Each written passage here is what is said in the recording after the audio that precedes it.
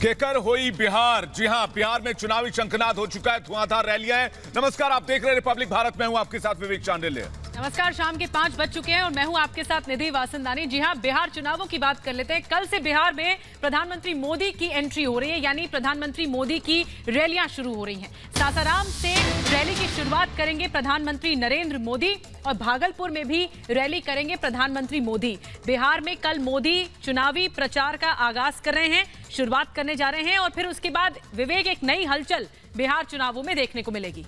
बिल्कुल, प्रधानमंत्री कल सासाराम में रैली करने वाले, ये बड़ी खबर है। और आपको बता दें कि भागलपुर में भी कल प्रधानमंत्री रैली करेंगे, यानी कि अब प्रधानमंत्री कमान संभालेंगे एनडीए की तरफ से, बीजेपी की तरफ से बिहार में।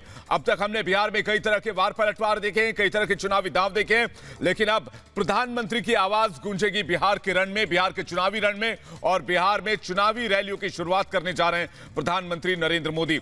निधि, यकीन मानिए, जैसे ही प्रधानमंत्री नरेंद्र मोदी की रैलियां शुरू होंगी, इसका आगाज होगा, ये चुनाव और दिलचस्प हो जाएगा। और इसके साथ साथ न सिर्फ दिलचस्प होगा, बल्कि इस चुनाव में और ज्यादा सरगर्मियां बढ़ जाएंगी। बिल्कुल, इस बार जो मुकाबला है वो एनडीए वर्सेस महागठबंधन है। हालांकि महागठबंधन लगातार इस बात पर तरजीह दे रहा है कि बिहार में एंटी इनकम्बेंसी है, 15 साल का शासन, अभी लोगों को राज नहीं आ रहा, अब लोगों को बदलाव चाहिए। वहीं एनडीए इस बात की ताकत पर जोर दे रहा है, जैसा कि आज संकल्प पत्र भी जारी किया गया बीजेपी की तरफ से। तो ऐसे में विजय के लिए एनडीए भी उम्मीद कर रहा है और जो ये जोड़ी है जेडीयू और बीजेपी की, वो अपने आप में खास है। इस बार एक और बदलाव ये हुआ कि चिराग पासवान अलग हो गए हैं एनडीए से बिहार चुनाव के लिए।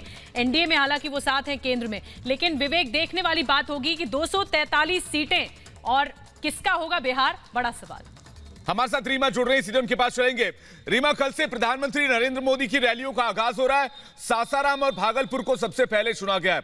दर्शकों को बताइए कि सासाराम और भागलपुर से प्रधानमंत्री के रैलियों की शुरुआत होने की रणनीतिक महत्व क्या है? सबसे पहले तो मैं इस बात पे फोकस करूंगी कि बीते कुछ सालों के चुनाव का जो पैटर्न रहा है, वो उसमें अगर प्रधानमंत्री की रैली जब से शुरू होती है, वो टर्निंग पॉइंट होता है किसी भी चुनाव का।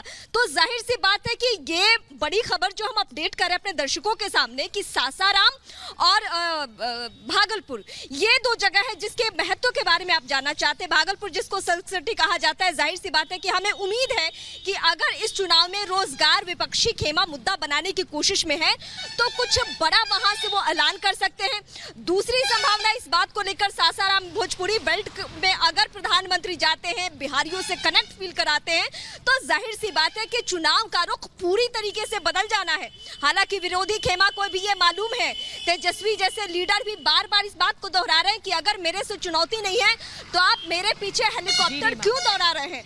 तो यकीनन कल से चुनाव का रुख बदल जाने वाला है। कल से पार्टियों के जो लीडर्स हैं, चाहे वो आरजेडी हो, जेडीयू हो, वार पलटवार का जो सिलसिला है वो बहुत ज्यादा बढ़ जाना है। बिल्कुल रीमा, आप सही कह रही हैं कि कल से चुनावों का रुख ही बदल जाएगा और 12 रैलियां करने वाले हैं प्रधानमंत्री मोदी। वैसे तो स्टार प्रचारक लगातार सामने आ रहे हैं, जेपी नड्डा को हम सुन चुके हैं, योगी आदित्यनाथ को सुन चुके हैं और बिहार में पूरी ताकत झोंकी हुई है। रवि मिश्रा भी इस बीच, रवि मिश्रा भी हमारे साथ जुड़े हुए हैं, उनके पास चलेंगे, हमारे सहयोगी के पास। लेकिन एक बड़ी खबर आपको बताते चलें, बीजेपी ने आरजेडी पर निशाना साधा है।